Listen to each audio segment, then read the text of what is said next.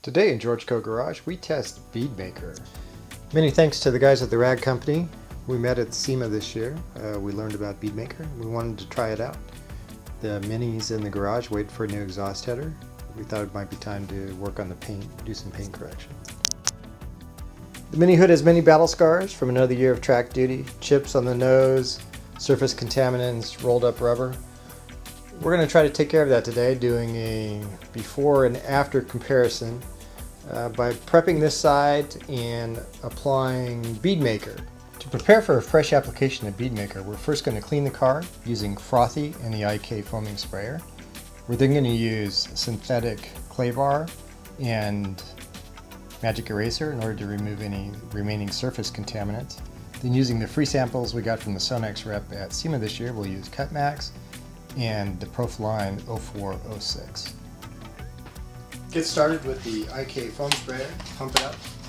You'll hear the pressure relief valve go off, then you know it's at low pressure. Right there. Now, there's a lot of pressure in here, so it's going to make a mess, and I'll have to clean it up as I go, but I wanted to get the frothy on as even as possible. So, on this. And let's frothy, you just scoop it up, wipe it off, keep folding your towel as you go.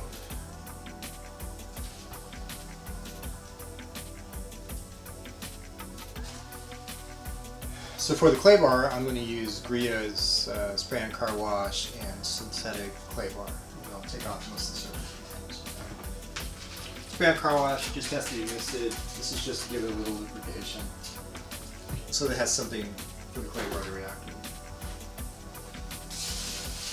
You can hear it. It sounds almost like sandpaper. It has so much surface contaminants. So just the cleaning in the clay bar alone has made a huge difference, at least with the surface contaminants, the smoothness. You can start to feel the underlying smoothness of the paint starting to come back on this side versus this side is very much still rough. I don't know if you can hear that. The magic eraser the Sonex sells appears to be the same as the Mr. Clean magic eraser you can get from your house. I don't know if perhaps it doesn't have the same soapy content to it, but it works really well. It comes in a large square. I cut it down to 2x2 inch pieces in order to make it manageable. But it'll take that rubber off really quick. You'll see the clay bar didn't get it, but a couple of squirts of a lubricant with the magic eraser, and magic eraser just, it's magic. What can you say? So I'm basically stripping back all the coatings I have on this paint. It might be time to work on some of the paint defects as well. I'm not sure you can pick it up on camera, but you should be able to see there's some blobbing from when I tried to do a chip repair and forgot what I was doing, or just a bad job. I'm going to try to see if perhaps I can take care of some of these blobs with one of my favorite products, which is the Gelinas Blob Eliminator. The blob eliminator. Just put it on a towel, wipe it down until you're happy with how much of it has been removed. Sort of like untouch-up paint. Don't need a lot. But bring the camera in again, and you can see where all the extra paint is gone. There was paint across here. Now there's just the chip. Well, we've gotten to the point now where the surface contamination, for the most part, has been removed. We're still going to compound it and polish. But before we do that, I want to make sure that I can strip off any remaining waxes or sealants. I'm going to use just water and isopropyl alcohol.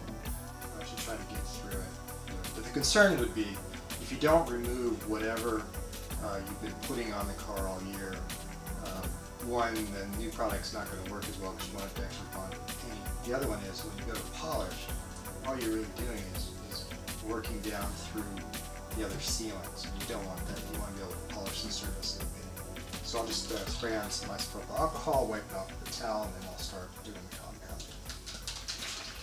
One of the things you always hear about Bead Maker is how slick it is once it's applied. I was trying to figure out a way I could try to measure that. You could see it, it's going to look slick, it's going to be shiny. Well, I started to think, well, maybe if I just use the same towel. So if I put this microfiber towel on the hood, I can try to find the point at which it's naturally going to slide off. And I'm thinking if the car is slicker, it should slide off further up the hood, maybe? Let's see. I think it's about this point that it's going to start to slide on its own. There's a lot of tension there. Wow. Alright, so it's right about here. Moving on to the polishing step, first thing I'm going to use is the Cut Max. I want to work the area on the cowl. I'm going to do that by hand. I like to just get that out of the way, and then I'll prime a pad and then use the polishing pad.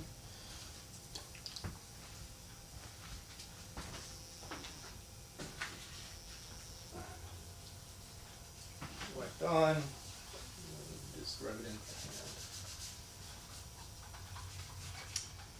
hand. Now I'm going to try the Cut Max using the DA. We'll start by priming the pad and then probably work this in about 4 chunks. So first need to prime the pad, put the product in there good and even.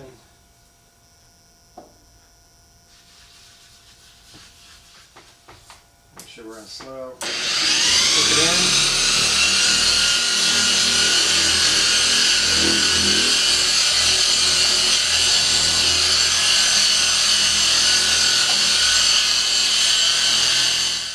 Okay, now if you've left your polish on, it starts to dry, you need a little lubrication to get it off. Just a little quick spritz. Figure out where this is on or not. Quick spritz. Do detailer spray.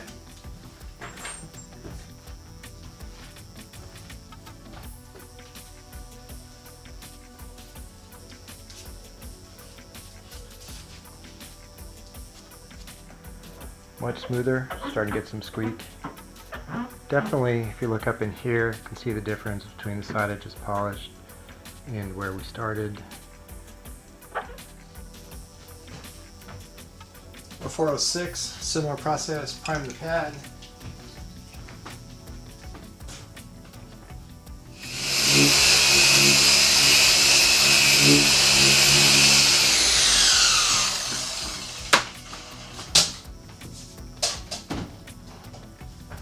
Towel over.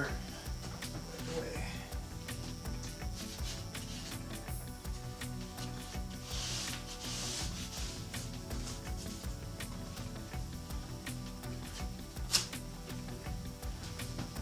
Done with the polishing, bring the camera in. Pretty good shine. Still see the paint could use some leveling. That's just bad paint from the factory. Lots of defects still, but pretty shiny. Fairly even. So now we're done with the Profiline polishes. No dust, no mess, easy cleanup. Like it. Good result. We'll wipe it down one more time with isopropyl alcohol and then we'll apply the bead maker. So before we get started with the bead maker, we want to try our towel test. If you remember last time, at about the bottom of the scoop, the towel would just slide off the car. I want to see if that's really changed.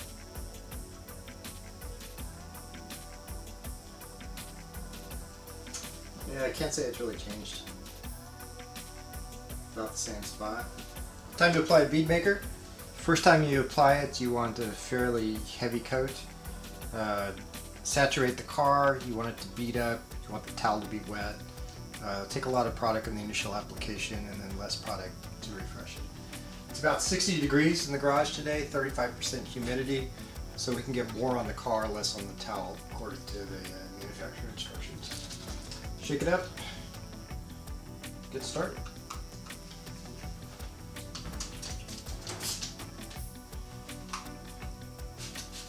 There we go. Wanted to bring the camera in before I started to wipe so you could see how the product was beading just on the hood itself. It's a good smell. I don't really know what it is. Kind of citrusy and just got that general clean smell. I'm going to work the product into the paint. Just straight motion.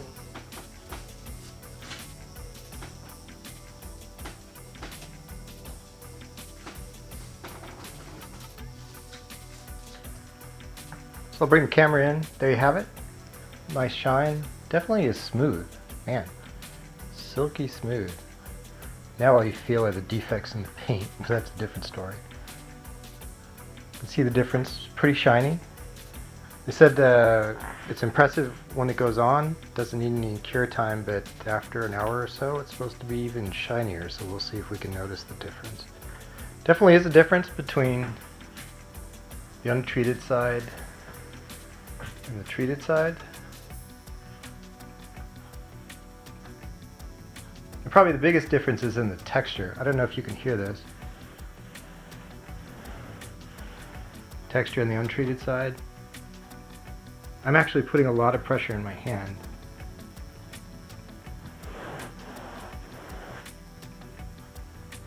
It is smooth.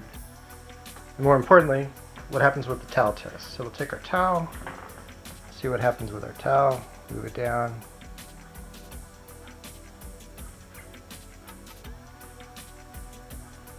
Yeah, it definitely is moving from a position higher up on the hood. I think I was down here before. So let's try the clean side of the towel.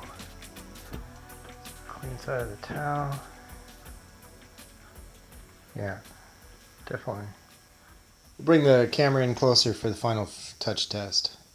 So here is the protected side, unprotected side. Well, that's a wrap on the Bead Maker demo video. As always, leave us your questions or comments in the comments area below. Give us a thumbs up if you want to see more. Subscribe to our channel, and remember, there's nothing you can't do if you've got a Bentley manual and a refrigerator full of beer.